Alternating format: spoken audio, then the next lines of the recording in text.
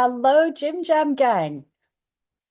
It's nice to see you all. Oh my goodness, you two are so grown up looking. How did you get so old? I'm talking to you, um, the Schultzes. It's nice to see you. Hello, everyone. It's lovely to see you. I've put everybody's microphone on mute just because if you sneeze or a dog barks or something like that, then the camera will go on to you. Do you really want that in your life? Possibly not. Anyway, welcome. Hello. There's lots of people still coming in.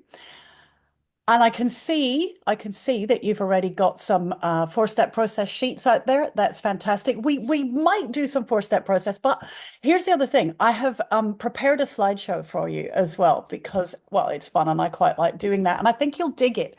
I think you'll enjoy that. Before we start with the lesson, firstly, yes, I want to point out this tent up here. Do you see this tent? In this tent is a sleeping cat.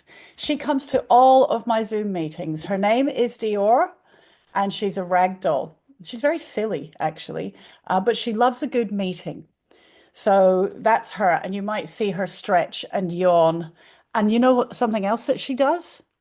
She snores because rag dolls have kind of got like flat noses. So you might hear her snoring as well. It's her, not me.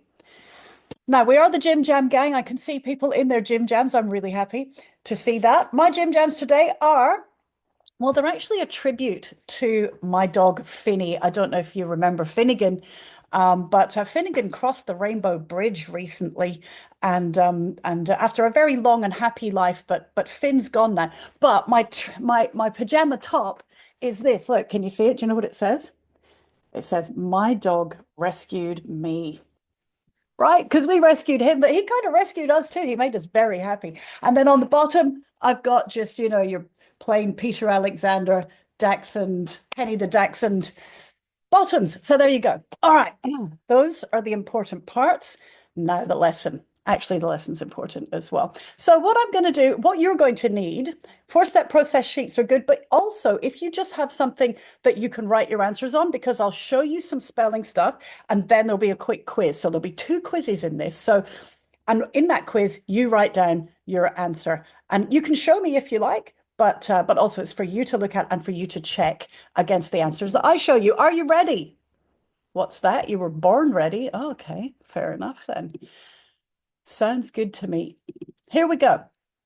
Now, recently, I saw I saw something on Facebook actually about the letter T. And all of these teachers were talking about the letter T. And they were saying, oh, when you've got T in a certain place, and they actually didn't even name the place, they just said the letter T can sometimes make a ch sound or is a spelling for the ch sound. And actually, I think there's a better way to explain it. So that's what we're doing today. It's the letter T and a couple of friends as well. So the letter T, what sound? Say it out loud. I can't hear you because you're all on mute, but I hope you said T, right?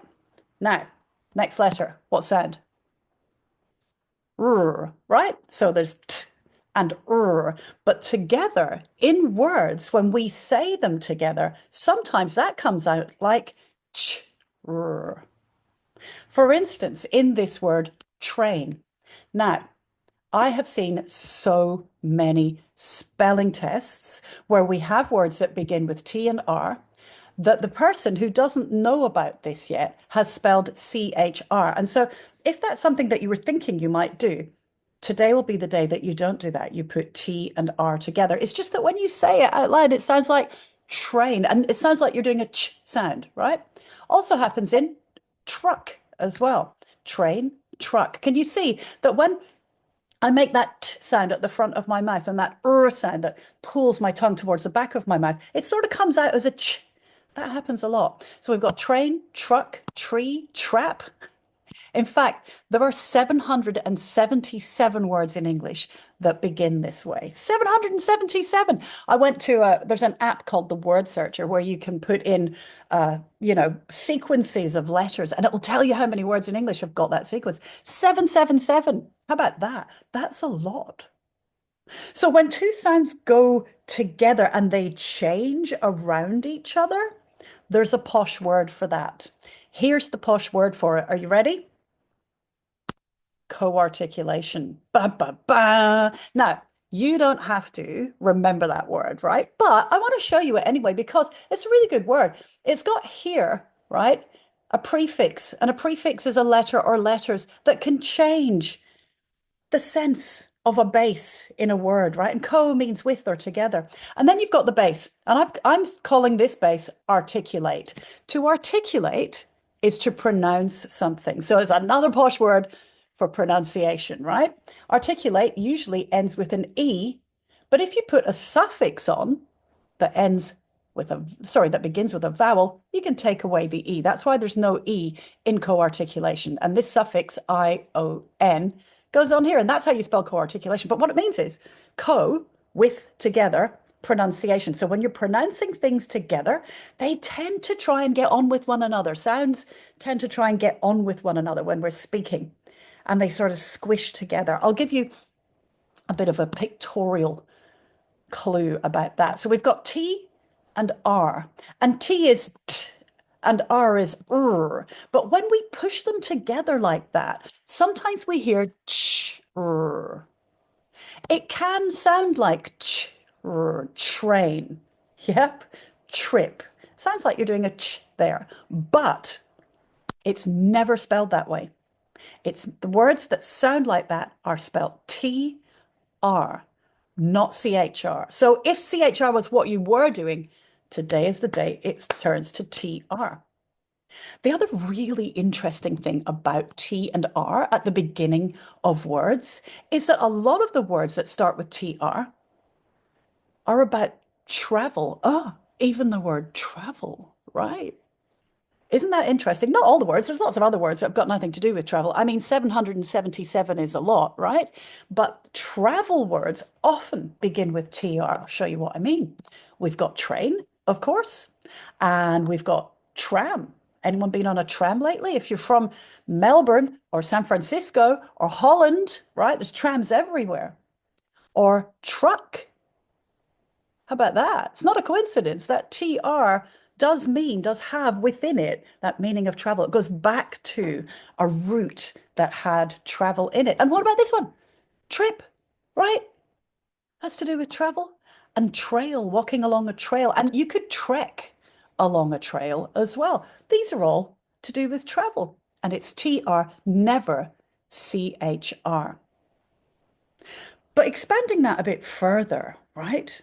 Did you know that co-articulation happens in other words too, with this letter T, with this T sound, right? Co-articulation happens with lots and lots of words with lots of different sounds, but we're focusing on T. It happens in words where a base of a word ends with a T, and then we have the suffix URE. That's a suffix right there. It's a letter or letters placed at the end of a word to alter the meaning, to alter the structure of a word. So we've got advent and then URE. Now, URE in on its own sounds like this, your or y, depending on your accent. I say R after vowels, but if you're from Australia or England, you don't, right? So we've got advent, your. And when they come together, like these two carriages in a train, it sounds like this, adventure. Do you see how that happens? It's never with the CH. It's the T plus that Y sound afterwards. And that also happens not just in words, but in phrases too. In phrases, for instance, this one, I could say this phrase really, really, really precisely, right? What are you doing? But how often do you say it like this? What you doing? Right? We've missed out the R altogether in speech. We do that a lot. We squish our words and phrases together. And we've missed out the ARE completely. And then the T, the T sound is followed by a Y sound, and that becomes a Ch. What you doing? In fact, in London, right, the capital of England, in London, there is a word that came from that, watcha, right? So people say hello to each other by going, watcha, and it's short for what are you doing? See the co-articulation there? Wow, it's amazing, isn't it?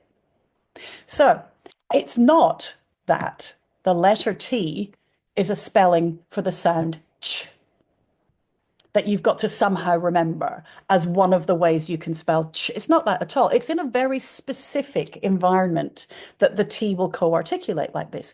It's when sounds in words and sentences go together. They sometimes change.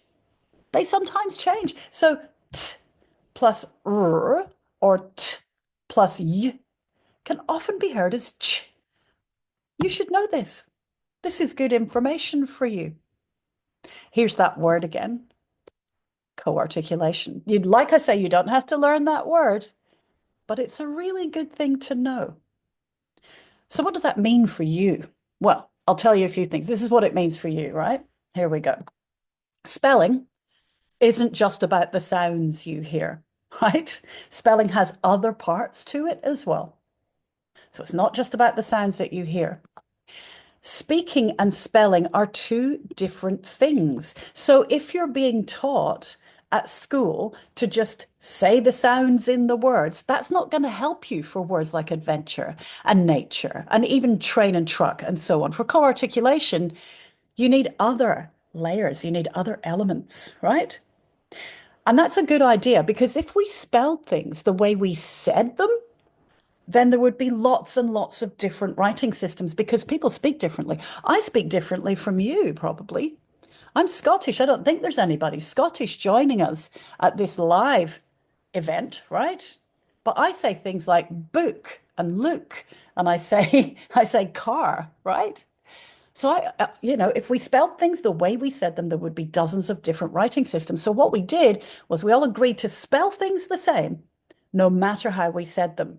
And that means they're two different things now. You've got to learn speaking one way and you learn spelling another way. And it's why learning to spell is harder than learning to read. It takes more time. It takes a lot more brain effort, a lot more memory and that sort of thing. And for teachers, it takes a lot more understanding of our writing system. You can't be a teacher and say spell it like it sounds because that doesn't work in English. It doesn't work, right? And that's why we do Jim Jam Gang sessions. All right, everyone. Now, what you need is a pencil and a piece of paper because we're going to do a quick quiz. You ready? Here we go. I'm just going to tell you a word. I want you to write it down. Trip, as in, I went on a long trip. Go, write it down.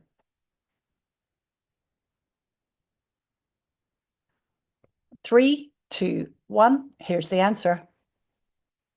Did you get it? Did you write CH? If you did, fix it.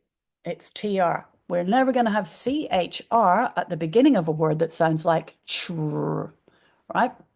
You have CHR in Christmas, that's another thing.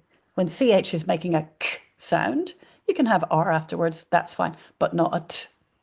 Trip, TRIP. Ready for the next word? Train. I went on a train to Sydney.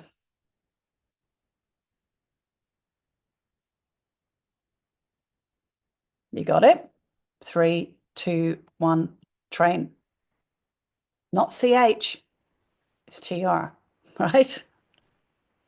Not CHR, it's TR. All right, here's a hard one. Get your pencils ready. Nature.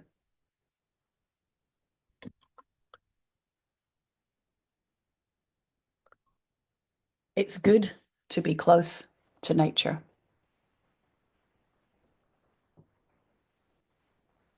Ready? 3, 2, 1. NAT, that's our base. URE, that's our suffix. There's no CH anywhere.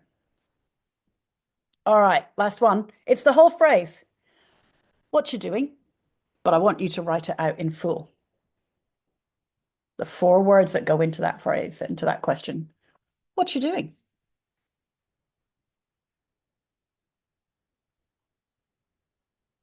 I'll give you a bit longer.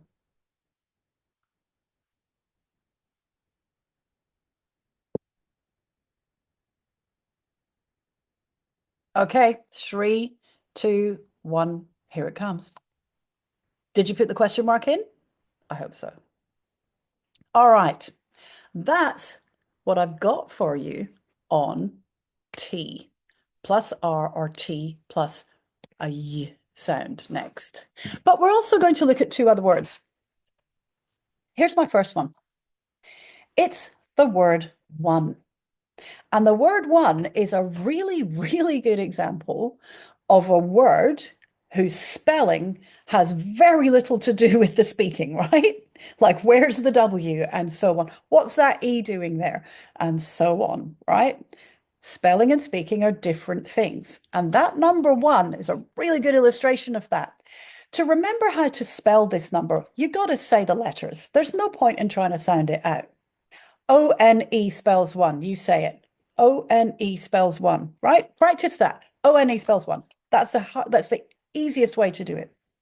But I'm going to do some word sums now. Okay, so use your pencil and paper again. If we take that one, a long time ago, the E was actually there to make the O say its name. That happens a lot. That's the first job of final silent E. And we pronounced it own at some point. And do you know how we know that? Because we take this base own, which we now pronounce one, and we can add a suffix like ly. When we rewrite this word, the E got lost, right? But we retained the pronunciation. We kept the pronunciation own. What word am I looking for? Have you written it down? What's the word at this side of the sum? Own plus ly is what word? I hope you're saying only. Ooh, where have I stopped sharing with you? I have. I hope you're saying only. All right, I'll share back again. Here we go. There we go. Did you write that? I hope you wrote that. Now, that has meaning, right? It has meaning to do with one. If you're the only person in a room, how many people in the room? One, right? Because it's the same word. Got it? And here's another one. If you have the word all and you add it to one, so all one, meaning nobody else. What word am I looking at? What's the word that we make from all plus one on this side of the word sum? Did you write it?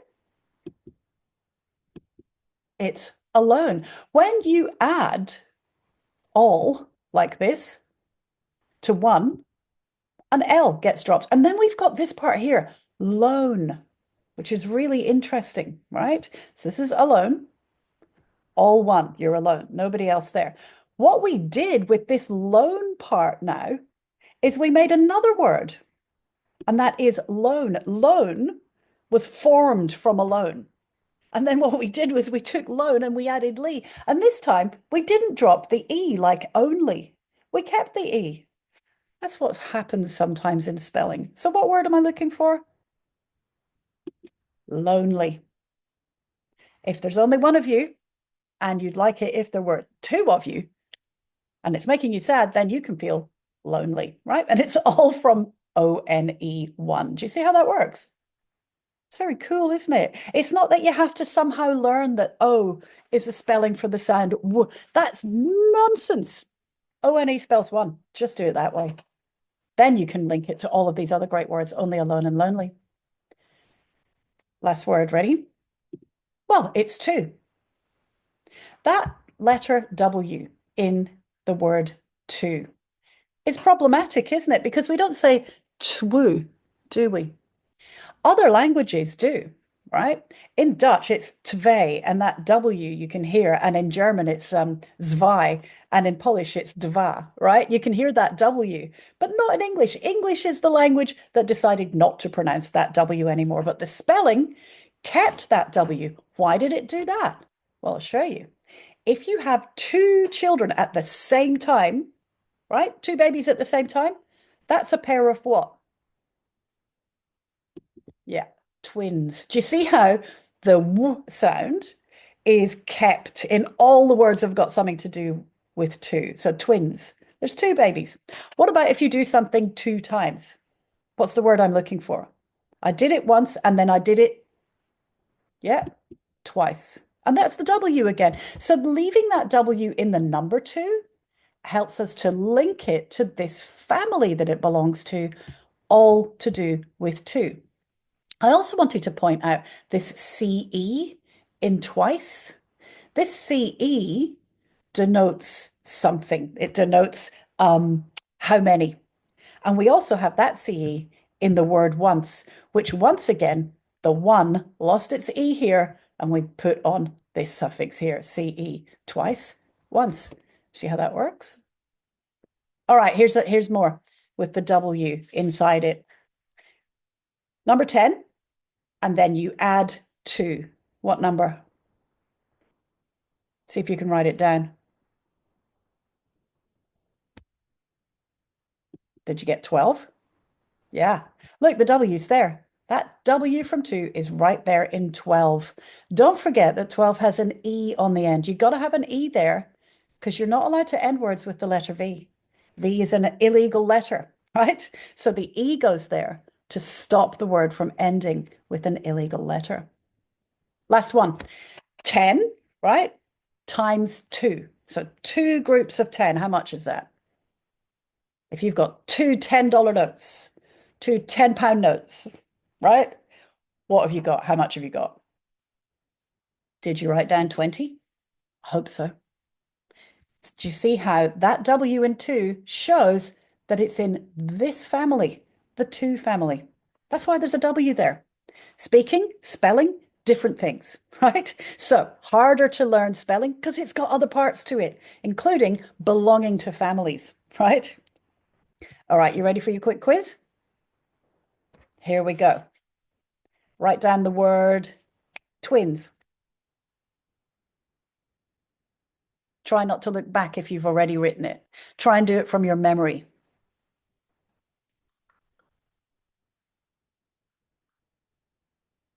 3, 2, 1. Nothing. 3, 2, 1. That's better. Twins. All right. Next word. Only.